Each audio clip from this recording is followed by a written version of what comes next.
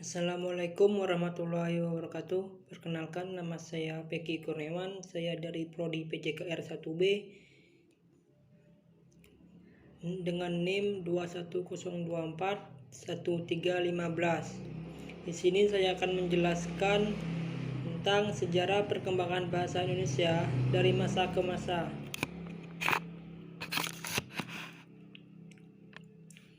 Setiap suku di Indonesia memiliki bahasa daerah masing-masing yang digunakan untuk berkomunikasi saat berbagai suku saling berinteraksi.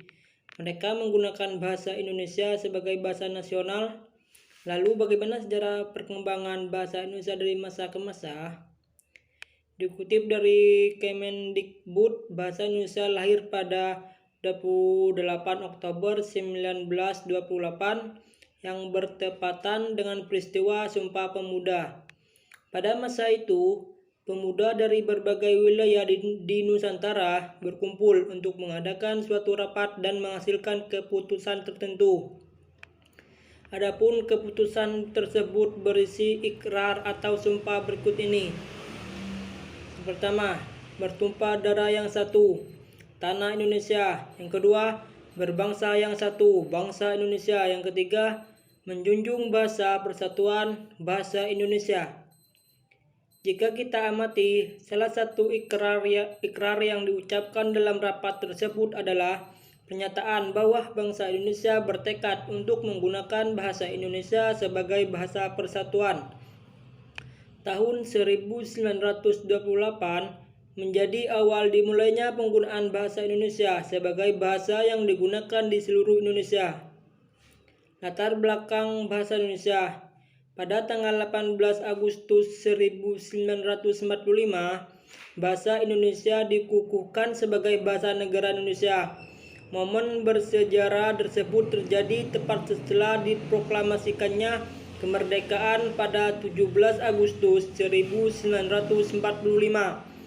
Pengukuhan tersebut tercatat dalam Undang-Undang Dasar 1945 Pasal 36. Sejarah perkembangan bahasa Indonesia. Pertama, Kongres Bahasa Indonesia 1. Kongres ini dilaksanakan pada 25-28 Juni 1938 di Solo, Jawa Tengah. Kongres pertama ini menghasilkan kesepakatan mengenai urgensi pembinaan dan pengembangan bahasa Indonesia oleh budayawan dan cendekiawan Indonesia. Yang kedua, Kongres Bahasa Indonesia kedua. Kongres kedua dilakukan pada 28 Oktober sampai 1 November 1954 di Medan, Sumatera Utara. Kongres ini membahas tentang upaya rasionalisasi dari bangsa Indonesia untuk selalu menyempurnakan bahasa Indonesia sebagai bahasa nasional. Pada 16 Agustus 1972, pemerintah meresmikan penggunaan ejaan yang disempurnakan yang ditetapkan pada Keputusan Presiden Nomor 57 Tahun 1972. Kongres Bahasa Indonesia ketiga. Kongres ketiga dilakukan pada 28 Oktober sampai 2 November 1978 di Jakarta. Kongres ini membahas tentang kemajuan dan perkembangan bahasa Indonesia sejak tahun 1928. Kongres Bahasa Indonesia keempat. Kongres keempat dilakukan pada 21 sampai 26 November 1983 di Jakarta. Kongres ini menghasilkan kesepahaman bahwa pembinaan dan pengembangan bahasa Indonesia harus ditingkatkan.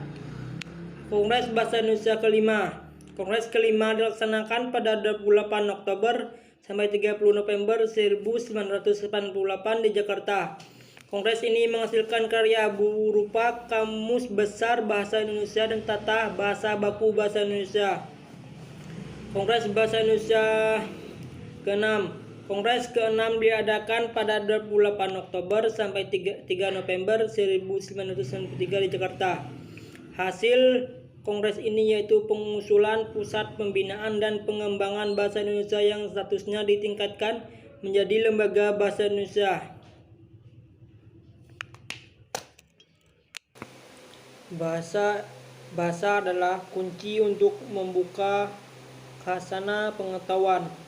Hanya dengan bahasalah kita dapat menguasai ilmu pengetahuan dan teknologi. Walaupun bahasa Indonesia sudah berperan sebagai alat persatuan, tetapi belum dapat berperan sebagai pengantar ilmu pengetahuan. Hal tersebut mengharuskan kita menerjemahkan semua buku ilmu pengetahuan di dunia ke dalam bahasa Indonesia. Dengan adanya informasi ilmiah dan bahasa Indonesia itu pasti akan ada kemajuan pesat di bidang ilmu pengetahuan yang berarti meningkatkan mutu bahasa Indonesia yang sebagai bahasa ilmiah. Setelah agama Indonesia masuk ke wilayah Asia Tenggara, tak dapat diragukan lagi bahwa bahasa Melayu juga ikut memegang peranan penting untuk penyebaran agama ke daerah-daerah yang jauh. Demikian pula dengan bangsa Portugis, bangsa Eropa yang pertama kali datang ke Indonesia dalam usaha perdagangan dan misinya menyebarkan agama di Kepulauan Maluku. Juga menggunakan bahasa Melayu, bukan bahasa Portugis dan bukan pula bahasa setempat sebagai bahasa pengantar. Pada bahasa Indonesia dapat disebutkan kegiatan keagamaan yang menggunakan bahasa Indonesia sebagai sarana komunikasi juga sudah ada sejak lama sekali. Adanya mantra-mantra yang sampai sekarang masih dikenal orang menunjukkan bukti kegiatan itu. Para ahli berpendapat bahwa mantra-mantra itu sudah ada sejak sebelum agama Islam datang ke Indonesia.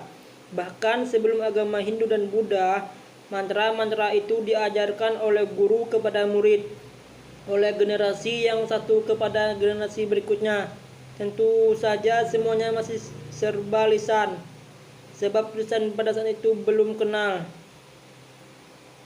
Itulah tadi penjelasan dari saya tentang perkembangan bahasa Indonesia dari masa ke masa.